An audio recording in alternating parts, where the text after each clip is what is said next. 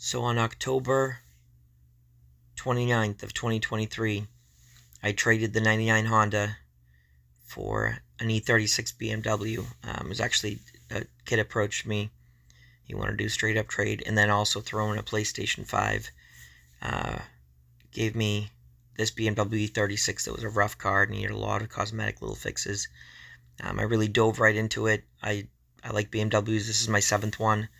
I've had 4 E30s and 2 E32 7 Series.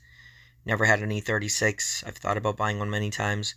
So this car just kind of fell into my lap, and I just fell in love with it. It was a cosmetically very rough car.